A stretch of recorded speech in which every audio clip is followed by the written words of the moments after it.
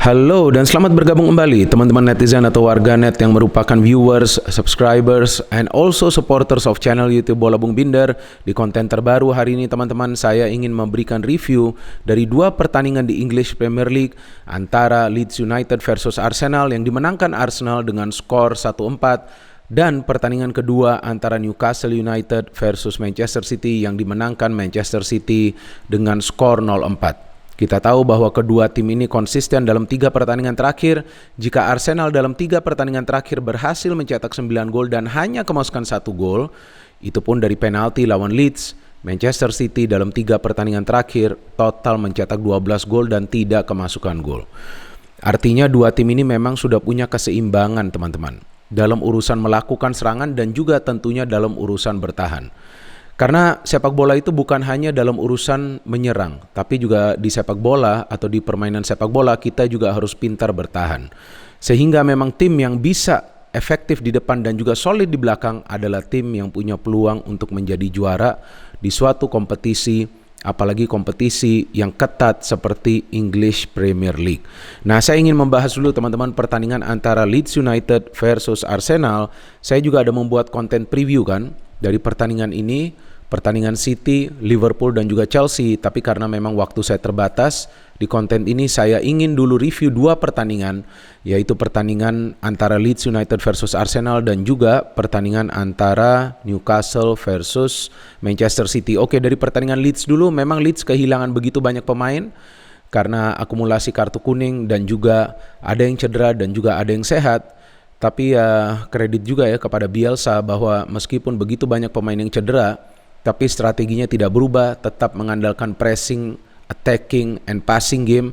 Tapi tentu dengan begitu banyak pemain-pemain inti yang cedera akan sulit untuk mengimbangi para pemain Arsenal yang memang Arteta bisa mengandalkan pemain-pemain pilarnya dari starting lineup di Leeds.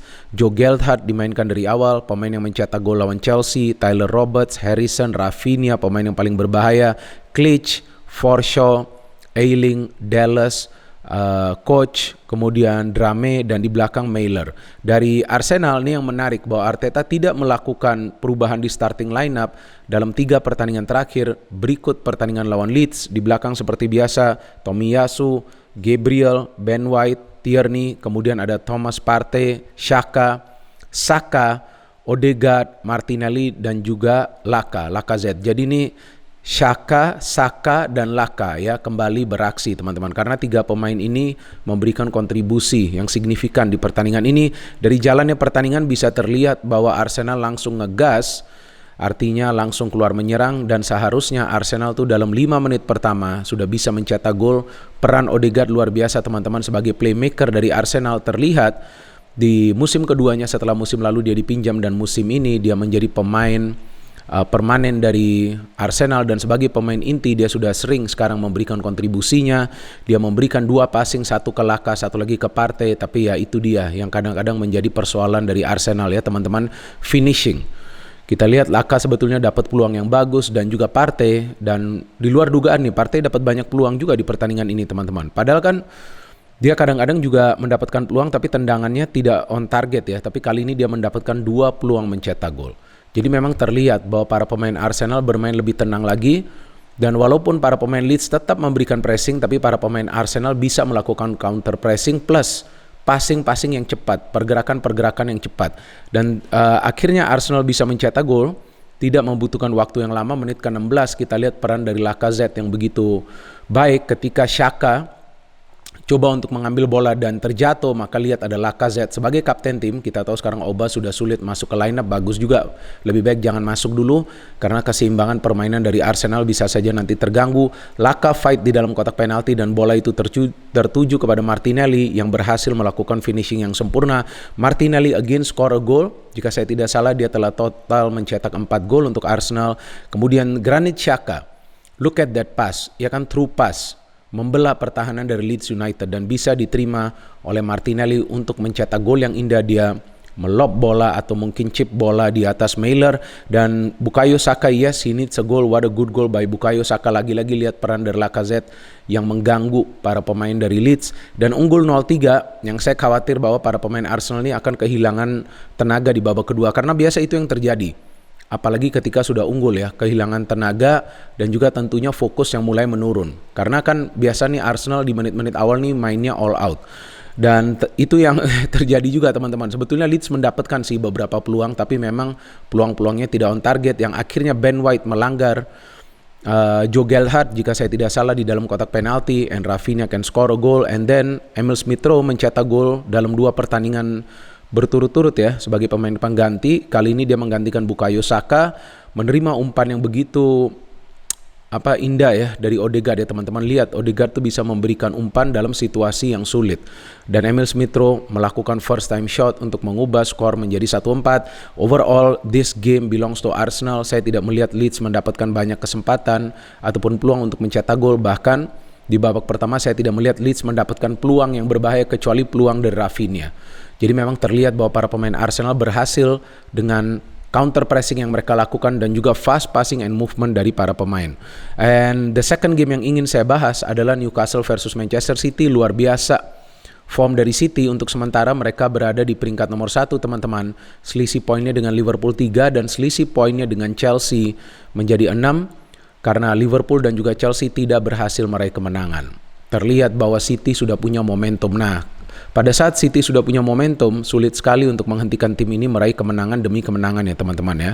Dan kita tahu bahwa bulan Desember itu menentukan pada saat jadwal sudah padat. From the lineup, seperti biasa Pep Guardiola melakukan rotasi dan Jesus serta Sterling diberikan kesempatan bermain, bukan Grealish dan juga Foden. Dan di belakang Cancelo sudah bisa bermain kembali, pemain penting ini di City ya musim ini teman-teman, dan terlihat kontribusinya cukup baik di game ini. Dari jalannya pertandingan ya terlihatlah Newcastle hanya mengandalkan tenaga dan juga semangat. Itu tidak cukup tentunya lawan City. Perlu melakukan counter pressing, perlu juga memberikan through pass yang bisa membuka pertahanan dari City. Kalau cuma mengandalkan crossing dan juga long ball, itu akan mudah diantisipasi oleh para pemain City, karena City kita tahu punya defense yang solid kan. Kita lihat kali ini Ruben Dias dan Laporte yang bermain, Zinchenko, kemudian Rodri, Bernardo Silva, ya De Bruyne, Mahrez, dan dari Newcastle Dubravka seperti biasa, Callum Wilson, Joelinton, Fraser, hampir dia mencetak gol tapi di-clear oleh Zinchenko, Hayden, Willock, mantan pemain dari Arsenal, Almiron, Matt Ritchie, Clarence Clark, ya, kemudian Jamal dan juga Jacob Murphy. Dan sayang juga nih Eddie Howe mengandalkan strategi menyerang tapi bertahannya gak ngerti. Nah maka itu berkali-kali pada saat di-press kewalahan para pemain Newcastle. Dan akhirnya kan Ruben Dias bisa mencetak gol. Saya bingung juga tuh bola dilepas ya. Pada saat memang Cancelo memberikan umpan ke tengah, saya bingung juga para pemain Newcastle tuh tidak mampu untuk menghalau bola tersebut dan akhirnya bisa disambar oleh Ruben Dias. What a great goal by Ruben Dias. Ini pemain yang penting juga kita tahu di lini pertahanan. And Cancelo, what a goal. Cancelo ini kan adalah fullback ya. Perannya itu artinya sebagai fullback dia perlu kadang-kadang menyusun serangan tapi juga harus bertahan. Ternyata pada saat dia melakukan pergerakan dari tengah, tidak ada pemain Newcastle yang mengantisipasi shooting yang dia lakukan. Mungkin mereka pikir bahwa Cancelo akan memberikan passing. Tapi setelah dia mendapatkan bola dari Mahrez, dia melakukan tendangan yang keras yang berhasil menjebol gawang dari Newcastle. Dan sebetulnya Newcastle di babak pertama saya tidak melihat begitu berbahaya kecuali tadi peluang dari Fraser ya, yang bisa dihalau oleh Zinchenko dekat garis gawang. Tapi di babak kedua terlihat memang Newcastle keluar menyerang, tapi saya cuma melihat satu peluang dari Newcastle menjelang pertandingan berakhir. Jika saya tidak salah tuh menit ke-80 mereka mendapatkan peluang dari Callum Wilson ya. Betul nih, Callum Wilson yang hampir mencetak gol dengan sundulan bisa di-save oleh Ederson. And sebelumnya itu kita tahu bahwa City bisa mencetak gol lagi, yaitu dari Mahrez. Kita lihat ya bagaimana dia bisa memanfaatkan umpan dari Zinchenko. Nah ini dia teman-teman yang selalu saya katakan, bahwa para pemain City itu sudah memahami satu sama lainnya, sehingga chemistry mereka di atas lapangan begitu mencair. Itu kan Zinchenko memberikan bola, umpan yang cukup jauh ya. Tapi lihat Mahrez, first time shot, dan lihat positioning dari Mahrez, dia masuk dengan timing yang tepat. Ya, pas banget tuh dia onside. Jadi inilah yang saya selalu jelaskan, bahwa pemahaman, strategi, konsep permainan dari pelatih itu sangat penting. Nah sekarang para pemain Arsenal juga sudah mulai memahami konsep dari Arteta. Passing cepat, pergerakan cepat. Mirip juga sebetulnya dengan City, tapi memang kan kita tahu kualitas materi pemain dari Arsenal tuh sedang berkembang ya. Kita tahu mereka membutuhkan waktu, apalagi begitu banyak pemain muda. Mahrez bisa bikin 0-3, kemudian Sterling. Tentu tidak lengkap jika Sterling tidak mencetak gol. Gabriel Jesus memberikan umpan dan lagi-lagi para pemain Newcastle tidak bisa memonitor pergerakan dari Sterling. So this was an easy win for Arsenal and Manchester City, dan terlihat bagaimana performa dari kedua tim ini dalam 3 pertandingan terakhir konsisten, mencetak banyak gol, bisa mendapatkan 3 poin. Dan untuk Arsenal, pelajaran penting lawan Leeds bahwa mereka bermain cukup agresif di lini depan, tapi beberapa kali juga sebetulnya kecolongan dari counter yang dibangun oleh para pemain Leeds. Cuman juga memang para pemain Leeds tidak bisa melepaskan tendangan on target ke gawang dari Ramsdale. Ya karena memang kita lihat bahwa mereka terburu-buru untuk melepaskan shooting daripada mengolah bola dulu. Sepertinya para pemain Leeds juga yang bermain di tengah itu dan belakang lebih banyak daripada yang fokus untuk melakukan serangan. Ya sayang sekali banyak pemain inti mereka tidak bisa bermain ya teman-teman. Sedangkan City yang bisa kita pelajarin lawan Newcastle, terlihat bahwa para pemain City itu fokus dalam satu hal: mencetak gol, dan mencetak gol.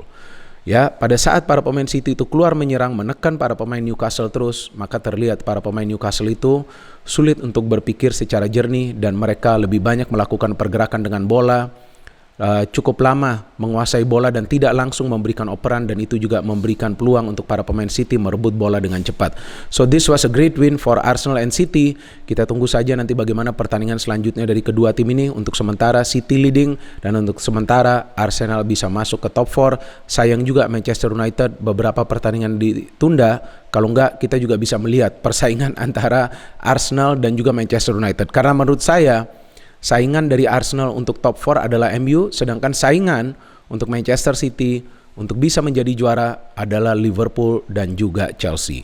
No hit, only football. Salam sepak bola.